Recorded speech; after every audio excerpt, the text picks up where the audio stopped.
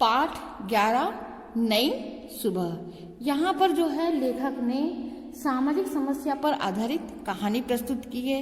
इसमें जो है दहेज प्रथा के जो लोभी युवकों के गुण वगैरह का बखान किया हुआ है, उनके गुणों के बारे में यहाँ पर बताया हुआ है। क्योंकि यहाँ पर जो है एक गीता नाम की लड़की है जिसकी जो है शादी होती रहती है और उन्होंने ही जो है दहेज प्रथा के बुराइयों का अंत किया। इसी के बारे में इस पाठ में हम पढ़ेंगे। देखिए क्या होता है कि आंगन में शहनाई बज रही थी, सुहागिनें मंगल गीत गा रही थी, देवकी चाची फूलिनें समा रही थी, कभी इधर कभी उधर सजी धजी मेहमानों के स्वागत में व्यस्त नजर आ रही थी। यहाँ पे ये बताया गया है कि आपने देखा होगा विवाह के समय कितनी हलचल रहती है, सभी लोग अपने अपने तैयारियों में लगे रहते हैं। तो वैसे यहाँ पर गीता के यहाँ पर आंगन में बाजे बज रहे थे, शहनाई बज रही थी और महिलाएं जो है गीत गा रही थी और उन्हीं की जो माँ है देवकी वो फूली नहीं समा रही, प्रसन्नता बहुत अधिक प्रसन्न थी क्योंकि वो सज सवर करके जो है मेहमानों का क्या कर रही थी, स्वागत में लगी हुई थी। अब चारों ओर जो है किसका माहौल था, खुशी का वातावरण था। लेकिन वहां पर जो गीता थी जिसकी शादी हो रही थी वो अनमनी सी अपने कमरे में बैठी थी। उसके मन में जो है खुश नहीं थी, उसका उसका मन अनमना सा था, बुझी बुझी सी थी वो। आज उसकी शादी होने वाली थी और आज उसकी क्या होने वाली थी, शादी होने वाली थी। अब क्या हुआ कि बारात तो सुबह ही आ गई थी, बारात जो थी उनके यहाँ पे सुबह ही आ गई थी।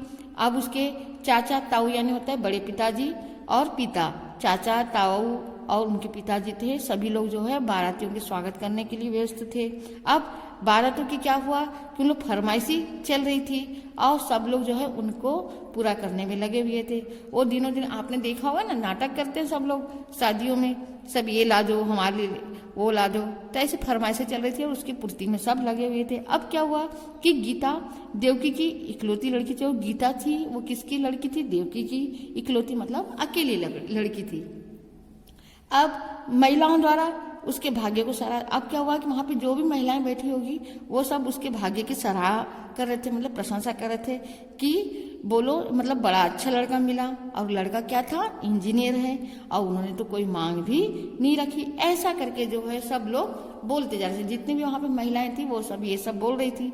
लेकिन अब क्या हुआ कि गीता को देखते हुए उसकी मौसी ने भी कहा, वहां पे गीता को देखते हुए उसकी मौसी ने कहा कि अरे फिर सुंदर सुशील गीता भी, तो उन्होंने कहा कि जिस प्रकार से लड़का सुंदर है, इंजीनियर है, वैसे हमारी गीता भी किसी से कम नहीं है क्योंकि वो भी पढ़ी लिखी है और अच्छी है, सुशील है। ऐसा करके जो है उनकी मौसी ने भी कहा। अब क्या हुआ कि जो है बड़ी कठिनाई से रामनाथ जी ने ये संबंध तय कराया था। अब बहुत ही कठिनाई से जो है बहुत सारी समस्याएं आती है शादी और ब्याह में, तो ये उन्होंने बहुत कठिनाई से संबंध कराया था। अब जब लड़का तथा उसके पिता लड़की देखने आए थे, जब क्या हुआ कि जब गीता को देखने के लिए वो लड़का और उनके पिताजी जब आए थे तो उन्होंने कहा था कि घर आंगन में मानो बाहर आ गई। जब वो देखने आए थे तो खुशी से मचल पड़े थे क्योंकि घर वालों में खुशी हुई थी कि आज हमारे घर में इंजीनियर लड़का देखने के लिए, तो मन में एक खुशी छाती है। अब बातचीत होते होते बात दहेज पर आई। अब क्या हुआ कि उस परिवार में बातचीत होते होते किस पे आ गई बात, दहेज पर आई। अब लड़के के पिता ने बड़े अंदाज से कहा कि हमें तो कुछ भी नहीं चाहिए, हमें दहेज नहीं चाहिए, हम तो दहेज के क्या है खिलाफ हैं। ऐसा करके जो लड़के के पिताजी ने बोला। लेकिन उन्होंने कहा कि अगर दहेज देना ही है तो अपने लड़की दामाद को कुछ दे दोगे तो हमें इसमें एतराज भी नहीं है क्योंकि ये देना चाहिए। तो उन्होंने फिर कहा कि लड़की तो हमारी दहेज के बराबर है। ऐसा करके जो लड़की के पिताजी ने कहा। अब रामनाथ जी विनीत भाव से बोले, जो कुछ भी है हमारा धन कौन है, गीता है, बिटिया है। ऐसा करके जो है रामनाथ जी ने विनीत नम्र भाव से बोले। अब क्या हुआ कि लड़के के पिता ने कहा, बात तो आपके बहुत सच है पर क्या खाली हाथ मुंह में नहीं जाता। कहने का उन्होंने ये कहे अपने बातों से, वो स्पष्ट रूप से दहेज मांगे नहीं, लेकिन उनकी बातों से समझ में आ रहा था कि वो दहेज के क्या है, लालची हैं। तो कहा खाली हाथ तो भिजवाया नहीं जाता। ऐसा करके जो उन्होंने कहा। अब हमारे सम्मान की बात, फिर उन्होंने कहा हमारे सम्मान की भी तो बात है क्योंकि जो हमारा लड़का क्या है, इंजीनियर है। ऐसा करके जो है कहा क्योंकि लड़का तो हमारा कैसा है, हीरा है। ऐसा करके बोलने लगे। अब आगे देखिए। अब रामनाथ जी ने भी हाथ झुलाते हुए कहा, मैं आपकी भावनाओं को पूरा मान रखो। उन्होंने कहा मैं आपकी भावनाओं को समझता हूँ और आपका ध्यान रखूंगा, और संबंध तय हो गया। और इस बात पर लेकर के संबंध तय हो गया। अब क्या हुआ कि ये बातें जो है गीता को अच्छी नहीं लगी, क्योंकि वो समझ रही थी कि ये इनकी कोई ना कोई छलावा है ऐसा करके। फिर उसके बाद में कहा कि शायद पिताजी लड़के के पिता की इच्छा जान नहीं पाए।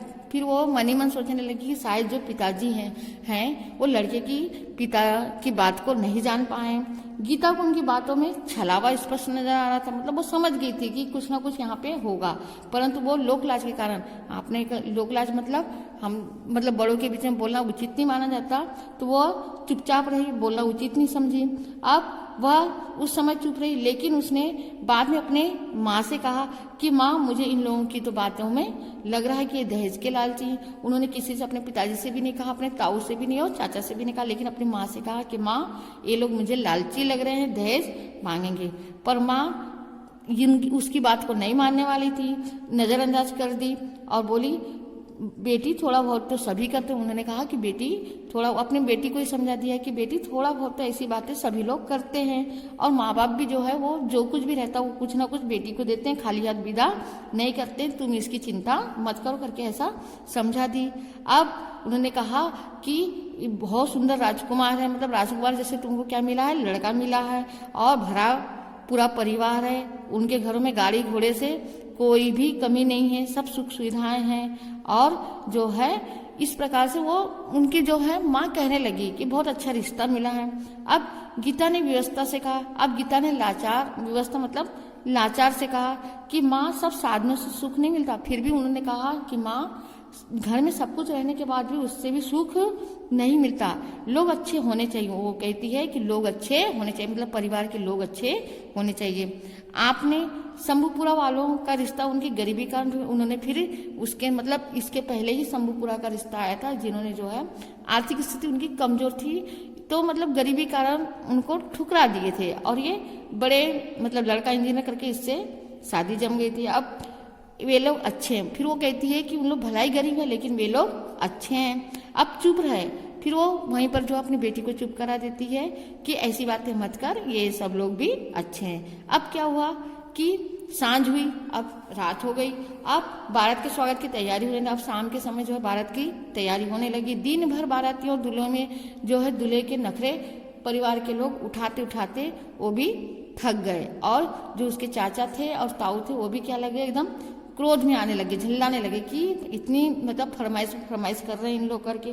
क्योंकि उन्होंने कहा कि उनके जो चाचा ने रामनाथ से बोले, फिर उनके मतलब गीता के पिताजी से बोले कि यह कोई बात हुई कि वे लोग बात बात में कैसे हो रहे हैं, मतलब जिद कर रहे हैं, बात बात में अड़ रहे हैं, यानी कि जिद कर रहे हैं। कहीं उनको आइसक्रीम खाना है, कहीं कुछ करना है। उनको ये भी समझदारी होनी चाहिए कि कहीं गांव में तुरंत में आइसक्रीम मिलती है क्या, अब शहर जाकर के हमको जो है आइसक्रीम मंगाना पड़ेगा। इस प्रकार से जो है वो तंग आ गए थे, उनकी मतलब फरमाइश को पूरा करते करते उनके परिवार के लोग थक गए थे। अब क्या हुआ कि अब गाजे बाजों के साथ बारात बड़े ठाड़ बाट के साथ आई। अब क्या हुआ कि अब शाम हो गई थी, तो अब गाजे बाजे मतलब बाजा वगैरह के साथ ठाड़ बाट के साथ क्या है द्वार पे आई है बारात। अब क्या हुआ कि उस समय दूल्हा घोड़ी से उतरा। अब दूल्हा किससे उतरा, घोड़ी से बारात आई थी, घोड़ी पे सवार था वो उतरा और वहीं पर वो खड़ा रह गया। अब दूल्हे के पिताजी ने वहां पर क्या कहा उन्होंने कि रामनाथ जी दूल्हा दरवाजे पर कार में बैठ कर ही आएगा। आप वहां पे किसकी मांग करने लगे, कार की मांग करने लगे कि रामनाथ जी जो दूल्हा है वो पैदल थोड़ी ना आएगा तुम्हारे घर के द्वार पर, वो जो दूल्हा है इसलिए अब उसे जो है कार पर बैठ करके वो तुम्हारे घर के द्वार पर आएगा। अब उसके बाद में उसी समय जो है किसी ने कहा कि सेठ जी से मांग लाते हैं, तो उन्होंने फिर कहा नहीं, कि वो कहता है कि किसी दूसरे के कार पे मैं नहीं जाऊंगा, उसकी खुद की स्वयं की अपनी कार होनी चाहिए। फिर दूल्हा इंजीनियर है, कार तो चाहिए। फिर वो कहता है कि दूल्हा कैसा है, इंजीनियर है, इसलिए उसे तो कार होना ही चाहिए। यह सुनकर के जो है घराती और बाराती कानाफूसी करने लगे। अब इसके बाद में क्या होता है, जितने भी बाराती गण थे और घर के जो लोग थे सब आपस में कानाफूसी करने, यानी कि आपस में बातें करने लगे। अब थोड़ी देर पहले जो रौनक थी वह अब कैसी हो गई, समाप्त हो गई, क्योंकि यहाँ पे मांग की जा रही थी। अब उस समय जो है बाजे भी बंद हो गए और चारों तरफ क्या छा गया, सन्नाटा छा गया। अब रामनाथ भी अपना सिर पकड़ करके वो भी बैठ गया, मतलब शांत बैठ गया कि अब हम गाड़ी कहाँ से लाए, कार कहाँ से लाए। अब इतने में क्या हुआ कि उन्हें चाचा पकड़कर घर में लाए। अब उसके जो चाचा थे वो रामनाथ को घर में पकड़ कर घर पर ले आए, मतलब पकड़ करके, क्योंकि सब वो हताश हो गए थे, क्योंकि इतनी बड़ी गाड़ी कार कहाँ से लेकर के देते बेचारे, इसलिए हताश हो गए थे। अब पकड़ के घर पे आ गए और जो बारात थी जहाँ पे जनवास है, मतलब जहाँ पर पहले रुकी थी, वहीं पर वापस हो गई। अब बातें बढ़ गई। अब यही बातें किस पे पड़ी, सजी सवरी गीता जो सज सवर के दुल्हन बनी हुई थी, गीता के कानों में पड़ी। अब उसके बाद में वो किसकी तैयारी कर रही थी, अपने वरमाला डालने की तैयारी में थी। अब तभी उसने सुना कि दूल्हे ने किसकी मांग की है, कार की मांग की है। वह सिर से पांव तक कांप गई। अब उन्होंने वो सोचे, एकदम डर गई, कांप गई कि देखो कितनी बड़ी चीजें की मांग उन्होंने की है, कार की मांग कर डाली। ऐसा करके जो है वो कहने लगी। अब एक बार तो उसे लगा कि उसके सांस ही थम गई, मतलब वो शांत हो गई एकदम। किंतु दूसरे ही पल उसने कड़क आवाज से कहा, उन्होंने फिर जोर की आवाज से पिताजी को कहा कि माँ, मैंने कहा था, आपने मेरी बात नहीं मानी, मैं इस लड़के से शादी नहीं करूँ। फिर वहां जोर से कहने लगी कि माँ, मैं ऐसे दहेज के लोभियों वाले लड़के से शादी मैं नहीं करूंगी। ऐसा करके जो है गीता ने अपनी माँ से कहा कि मैंने उसी समय आपको बात मेरी मान लेनी चाहिए थी, मैं आपको समझा रही थी, लेकिन आप लोगों ने मेरी बातें नहीं सुनी। अब क्या हुआ कि यह बातें जो है किसके कानों तक के पहुंची, दूल्हे के कानों तक के पहुंची। वह घबरा गया और अपने वो पिता को भी कोसने लगा कि तुम्हारे कारण जो है यह बाजी भी मेरे हाथों से निकल गई, क्योंकि वो अब लड़की मेरे से शादी नहीं करे। अब क्या हुआ कि इधर जो गीता ने अपने पिताजी से फिर विनती की, निवेदन किया। क्या कहा कि अगर आप बुरा न माने तो मैं कौन सी एक बात तुमसे कहना चाहती हूँ, एक बात मैं कहूंगी। यदि कोई व्यक्ति, उन्होंने कहा, यदि कोई व्यक्ति जो है वधू या उसके माता पिता या अन्य नातेदार या संरक्षण से किसी दहेज की प्रत्यक्ष रूप से या अप्रत्यक्ष रूप से मांग करता तो वो उसे दंड होता है। ऐसा करके जो है अपने पिता को समझाने लगी कि पिताजी, अगर वधू से या उनके माता पिता से या उनके रिश्तेदार से किसी प्रकार की भी ऐसी मांग करता है, प्रत्यक्ष रूप से हो चाहे अप्रत्यक्ष रूप से, तो वह कैसे होता है, दंड का अधिकारी होता है। ऐसा करके जो है गीता ने अपने पिताजी को कहा। फिर उन्होंने कहा कि उनके मुंह से कोई बोलने निकला। वह बोली, पिताजी आप एक काम कीजिए कि शंभुपुरा वालों के घर जाइए, जहाँ से पहले रिश्ता आया था, आप उनके घर पे जाइए और सारी अपनी जो कहानी है वो बात उनको जरूर बताइएगा, उनसे जरूर कहिएगा। और मुझे विश्वास है कि अगर आप उनको अपनी बात कहोगे तो जरूर मान जाएंगे, क्योंकि मैं उस लड़के को अच्छी तरह से जानती हूँ। वह बहुत अच्छा लड़का है और वह जो है हमारी लाज रख लेगा, मतलब हमारी इज्जत रख लेगा। वो तुरंत तैयार हो जाएंगे। अब गीता की बात पर सभी ने विचार किया और आधी रात हो गई थी। रात कैसी हो गई थी, आधी रात हो गई थी। फिर गीता के चाचा और ताऊ तुरंत शंभुपुरा के लिए रवाना हुए। कहाँ चले गए वो, शंभुपुरा चले गए। शंभुपुरा चले गए और शंभुपुरा पहुंच करके उन्होंने रघुनाथ जी को सारी अपनी घटना बताई कि इस प्रकार से उन्होंने हमारे साथ किया और कहा, हमने आपका संबंध स्वीकार न कर बहुत बड़ी गलती की है, हमें क्या कर दीजिए, क्षमा कर दीजिए। हम क्षमा के प्रार्थी है तो नहीं है, लेकिन हमें फिर भी क्षमा कर दीजिएगा। यदि आप कृपा कर संबंध स्वीकार करें तो हम आपके आभारी रहेंगे। ऐसा करके जो उन्होंने नम्र निवेदन किया, किससे, रघुनाथ जी से। अब क्या हुआ था, रघुनाथ जी बहुत ही मिलनसार एवं मानवतावादी थे। रघुनाथ जी कैसे थे, बहुत ही मिलनसार, आपस में मिलनसार व्यक्ति थे वे और मानवतावादी थे।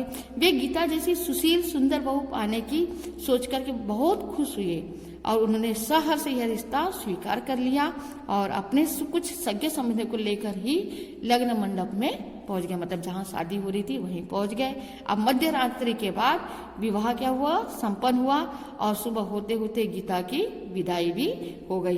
अब इधर रात भर दूल्हा और उसके पिता बेचैनी से टहलते रहे। वो क्या सोच रहे थे कि हमको मनाने के लिए आएंगे, लेकिन उनको मनाने के लिए कोई नहीं गया। वो इंतजार करते रहे। कुछ बाराती भी बुरा भला कहते हुए वहां से चले गए, कुछ रुके रहे।